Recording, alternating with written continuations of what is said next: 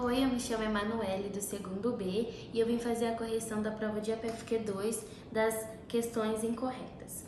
Na questão 2, mostra um gráfico de pressão de vapor que apresenta substâncias cloroformo, etanol e água. A questão incorreta assinalada foi: na temperatura de 60 graus, o etanol é o líquido que apresenta maior pressão de vapor. Ela está incorreta, pois na temperatura de 60 graus, o líquido com maior pressão de vapor é o cloroformo. Então, a alternativa correta seria a D, na pressão de 800 milímetros de mercúrio e temperatura de 90 graus, a água é a única substância no estado líquido, pois, como diz aqui no gráfico, 800 milímetros de mercúrio a 90 graus, a água estará no estado líquido. Agora, na questão 3, vemos um diagrama de fases onde apresenta água pura e uma solução aquosa de soluto não volátil. Aqui temos 5 alternativas, onde a primeira fala: as curvas tracejadas referem-se ao comportamento observado para a solução aquosa. Ela está certa, pois uma solução no diagrama de fases é representada pelas linhas tracejadas. 2. Para uma dada temperatura, a pressão de vapor do líquido puro é maior que a solução aquosa. Está certa, pois a água pura tem a maior pressão de vapor e ela é mais volátil. 3. A temperatura de congelação da solução é menor que a do líquido puro.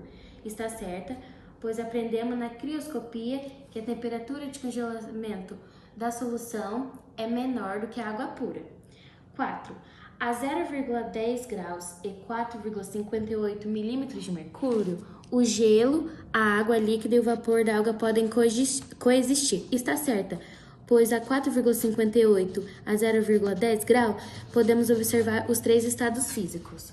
5. A temperatura de congelação da solução aquosa é de 0 graus. Está errada, pois apresenta temperatura de congelamento menor do que 0 graus. Então, a alternativa correta é a alternativa D.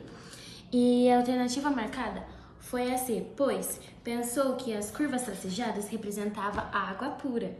E também não sabia que a 0,10 grau a 4,58 milímetros de mercúrio os 3 estados físicos se coexistiam. Agora vamos corrigir a questão 4. 2 recipientes iguais contêm líquidos em contínua ebulição. O recipiente 1 tem água pura e o recipiente 2 tem água do mar. O gráfico que melhor representa a variação das temperaturas dos líquidos em função do tempo é: a alternativa que deveria ser marcada é a alternativa C, pois mostra que no recipiente 1, que possui água, a temperatura é constante. Já no recipiente 2, que possui água e sal, o ponto de ebulição diminuiu e para entrar em ebulição novamente, a temperatura deveria ser maior. Então, essa era a questão certa, mas a alternativa marcada foi a alternativa A, pois confundiu e pensou que os 2 pontos de temperatura eram constantes. Agora iremos fazer a questão 5. Relativamente ao diagrama de fases da água pura, no ponto identifique a alternativa incorreta. Então, a alternativa incorreta seria a alternativa E, pois fala que no ponto D coexistem as fases de vapor e líquida. Está errada, pois coexiste sólido e gasoso. E a alternativa marcada foi a D, que fala no ponto T as 3 fases coexistem em equilíbrio. Está certo, então foi falta de atenção e acabou marcando a correta em vez da incorreta. Agora, na questão 7, diz: sabendo que a pressão de vapor da água pura é igual a 3,2 kPa a 25 graus, calcule a pressão de vapor de uma solução formada por 0,4 mol de glicose e 1,80 mol de água. Aqui, a resolução estava certa da fórmula, mas na hora de achar o X do solvente, em vez de usar o número de mols do solvente, foi utilizado o número de mols do soluto. Agora iremos fazer a questão 8. Um aluno colocou 20 ml de água em 2 copos iguais e dissolver uma colherada de café de açúcar na água de um dos copos. Cobriu-os com um pedaço de gaze a fim de impedir a entrada de insetos e sujeiras graúdas. Deixou ambos os copos no mesmo local dentro da sua casa e notou que, após alguns dias, a água de um dos copos tinha desaparecido por completo. Então, vemos aqui na B que a água desaparecida deixou de ser a substância água? Não, pois ela não deixou de ser, pois apenas mudou de estado físico.